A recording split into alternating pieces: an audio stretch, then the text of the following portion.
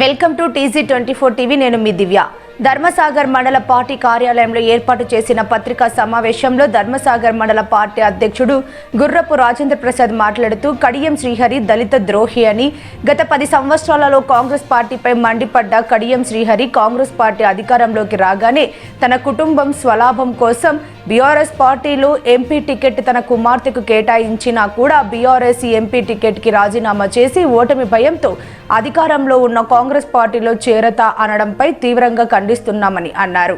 దళిత బిడ్డ అయినటువంటి సింగపురం ఇందిర గత 10 సంవత్సరాల నుండి అధికారంలో లేకున్నా కూడా నియోజకవర్గంలో ప్రతి కార్యకర్తకు తోడు నీడగా ఉన్న సింగపురం ఇందిరాకి ఎంపీ టికెట్ ఇవ్వాలని, కడియం శ్రీహరిని పార్టీలోకి ఆహ్వానించవద్దని, ఒకవేళ ఇస్తే పార్టీలో విభేదాలు అవుతాయని మండల పార్టీ నాయకులు కార్యకర్తలు తెలిపారు. కార్యక్రమంలో Macharla Ravi, Boddu Lenin, CS director Macharla Praveen, BCCL మండల అధ్యక్షుడు వెంకటేష్, గొట్టం శ్రీను, దుర్గయ్య, లక్ష్మి, కొత్తపల్లి భిక్షపతి, బి దివాకర్, బత్తిని ఎల్లగౌడ్ తదితరులు పాల్గొన్నారు. మండల కాంగ్రెస్ పార్టీ పక్షాన నమస్కారాలు చేసుకుంటున్నా. ఈరోజు తెలంగాణ వ్యాప్తంగా ఒక అంశం చాలా చర్చనీయ అంశంగా మారింది. ఇది ఒక స్టేజ్ గంపు నియోజకవర్గానికి పరిమితం కాలేదు. ఇటువంటి అప్రజాస్వామిక చర్య వల్ల తెలంగాణ రాష్ట్రంలోని అన్ని జిల్లాల్లోని కాంగ్రెస్ పార్టీపై తీవ్రమైన ప్రభావం పడబోతుందనే ఒక సంకేతం. అదేంటంటే తన వ్యక్తిగత రాజకీయ ప్రయోజనాల కోసం, తన బిడ్డ రాజకీయ భవిష్యత్తు కోసం అటు బీఆర్ఎస్ పార్టీని నట్టడం నుంచి ఎలక్షన్ ముందు, ఎంపీ ఎలక్షన్ ముందు అటు బీఆర్ఎస్ పార్టీ తరఫున బీఫామ్ తెచ్చుకున్న వ్యక్తి ఈ ఒక సర్వే లోపల ఆ పార్టీ నుంచి గెలవడం కష్టమని 1-2 సార్లు తెలుసుకున్న కడియం శ్రీహరి గారు లోపాయికారికంగా ఒప్పందాలతో ఇటు మా కాంగ్రెస్ పార్టీ అధిష్టానాన్ని ఎలా మొదలుపెట్టడం మాకు తెలియదు, కానీ ఏ ఒక్క కాంగ్రెస్ పార్టీ కార్యకర్త కూడా మెచ్చుకోని విధంగా, స్వాగతించని విధంగా ఈరోజు కడియం శ్రీహరి గారితోటి వీళ్ళు ఏఐసిసి కానీ బీసీసీ అధిష్టానం కానీ చర్చలు జరపడం ఎందుకు? దీన్ని ఎవరైనా కోరుకుంటుందా? స్టేట్ అనుకు నియోజకవర్గంలో కాంగ్రెస్ పార్టీ బలంగా ఉంది. రాబోయే పార్లమెంట్ ఎన్నికల్లో వరంగల్ పార్లమెంటు స్థానం అత్యధిక మెజార్టీతో గెలవడానికి ఛాన్స్ చాలా ఉంది. ఎందుకంటే మొన్న అసెంబ్లీ ఎన్నికల్లో 6 నియోజకవర్గాలు గెలవడంతో పాటు మనము అత్యల్ప ఓట్ల తేడాతోటి మన ఇంద్రపేడం గారికి ఓట్లు జరిగింది. అంటే ఎమ్మెల్యే ఎలక్షన్లకు ముందే మనకంత ఓటు బ్యాంకు ఉన్నది. ఇప్పుడు ఎలక్షన్ తర్వాత కాంగ్రెస్ గవర్నమెంట్ రావడం వల్ల ఖచ్చితంగా అదనంగా ఓటు బ్యాంక్ పెరుగుతుంది. ఎందుకంటే ఎవరైనా ఓటరు పాజిటివ్ ధోరణితోటి అధికారంలో ఉన్న పార్టీకి ఓటు వేయడానికి సిద్ధంగా ఉంటారు. కాబట్టి మనకు ఖచ్చితంగా 100% కాంగ్రెస్ పార్టీ ఎంపీ స్థానాలు కైవసం చేసుకోబోతూ ఉంది.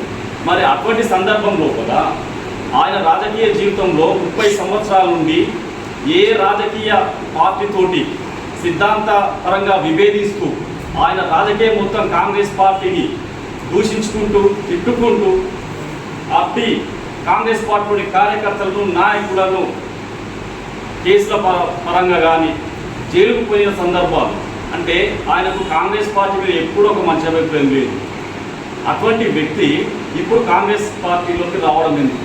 అంటే సిద్ధాంతాలు పక్కన పెట్టి కేవలం ఆయన రాజకీయ లబ్ధి కోసం, తన కూతురు రాజకీయ జీవితం కోసం ఎవ్వరూ మెచ్చని నిర్ణయాన్ని తీసుకొని ఈరోజు అధిష్టానంతో చర్చలు జరపడం చాలా హేయమైన చర్య. దీన్ని మేము మండల కాంగ్రెస్ పార్టీ పక్షాన తీవ్రంగా వ్యతిరేకిస్తున్నాం.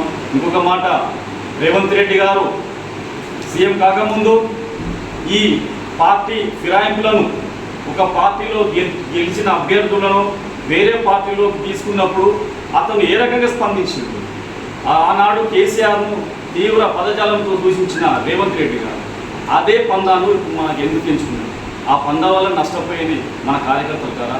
మీరు గతంలో సీఎం అయిన తర్వాత ఒక మాట ఇచ్చిండ్రు, ఏ నియోజకవర్గంలోనైనా ఎక్కడైనా కూడా బయటి పార్టీ అభ్యర్థిని తీసుకోవాల్సి వచ్చినప్పుడు ఖచ్చితంగా స్థానిక కార్యకర్తల మనోభావాల మేరకు మాత్రమే, వాళ్ళు ఒప్పుకుంటే మాత్రం మేము పార్టీలు చేర్చుకుంటామని చెప్పిన మీరు ఇప్పుడు కడియం శ్రీహరి గారిని ఎవరు ఒప్పుకుంటారని చెప్పేసి మీరు మంత్రులు చెప్తారు. దయచేసి ఇది ఒక ఆవేదనతోటి ప్రశ్నించే ప్రశ్నే తప్ప వేరే ఉద్దేశం కాదు.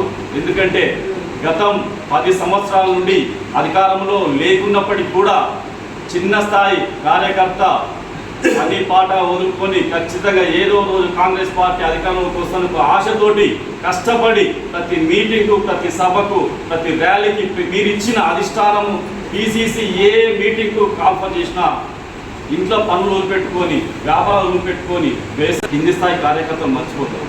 ఇది సరైన పద్ధతేనా? ఒక పెద్ద స్థాయి నాయకులు ఒక మనసు పెట్టి ఆలోచన చేయాలి. కూడా ఏవగించుకుంటారు. దీనిలో కొత్త ఏమున్నది? కేసీఆర్ చేసింది రేవంత్ రెడ్డి చేస్తాడు. పాత సీసాలో కొత్త సారలాగా ఈ మార్పు కోసమే ప్రజలు మనకు అధికారం ఇస్తే అధికారంలోకి వచ్చిన 3 నెలలకే కేవలం కేసీఆర్ ఫార్ములా మనం అప్లై చేయడం వల్ల మనం ఎట్లా మెరుగవుతాము? బీఆర్ఎస్ పార్టీ కంటే బీఆర్ఎస్ పార్టీ ఇలా చేస్తాననే మేధావులు, సమాజంలోని మేధావులు, ఉన్నత వర్గాల వాళ్ళు, ప్రజలందరూ ఆలోచించుకొని కేసీఆర్ తప్పు చేస్తాడు, ప్రజాస్వామ్యబద్ధంగా ఎన్నుకోబడ్డ ప్రజాప్రతినిధులను ఆశ చూపి లోపరుచుకొని ఆయన పార్టీలో జాయిన్ చేసుకొని ప్రతిపక్షమే లేకుండా ఏలాలనే ఆయన సంకుచిత స్వభావాన్ని గుర్తించిన తెలంగాణ ప్రజలు ఆయన మీద వ్యతిరేకతోటి కాంగ్రెస్ పార్టీకి ఓటేసి అధికారం పట్టుకొస్తే మీరు కేవలం మళ్ళీ వాళ్ళలాగానే మీరు అదే పందాన్ని కొనసాగిస్తే రాబోయే ఎన్నికల్లో ప్రజలు మన వైపు ఎలా ఓట్లు ఇస్తారు? కొంత ఆలోచన చేయాలి. ఇప్పటికే 4 నెలలనే మొన్న ఈ ఎంపీ టికెట్ల విషయం రానంత వరకు పై స్థాయిలో కనుక తప్పు నిర్ణయాలు తీసుకుంటే పార్టీ గ్రౌండ్ లెవెల్లో కింది క్షేత్రస్థాయిలో పార్టీ తీవ్ర ఇబ్బందులకు గురయ్యే అవకాశం ఉంది. ఎందుకంటే చిన్న చిన్న ఆశలతోటి స్థానిక సంస్థల ఎన్నికల్లో కాంగ్రెస్ పార్టీని బలోపేతం చేస్తూ కష్టపడుతూ రాబోయే రోజుల్లో మాకు అవకాశాలు వస్తాయని చెప్పేసి ప్రతి గ్రామంలో కాంగ్రెస్ పార్టీ కార్యకర్తలు నాటిలోకి తీసుకొని రావద్దు. దీన్ని ఖచ్చితంగా మేము మండల కాంగ్రెస్ పార్టీ పక్షాన మనవి కాదు డిమాండ్ చేస్తూ ఉన్నాము. లేకపోతే గతంలో లాగా బీఆర్ఎస్ లాగా కడియం వర్గం, రాజయ్య వర్గం అని 2 వర్గాలుగా చీలిపోయిన నేపథ్యంలో ఆ పార్టీకి ఎంత నష్టం జరిగిందో ఇప్పుడు కడియం శ్రేణి కనుక మన కాంగ్రెస్ పార్టీ తీసుకుని వస్తే నిజమైన నికాసైన కాంగ్రెస్ వర్గం అని, కడియం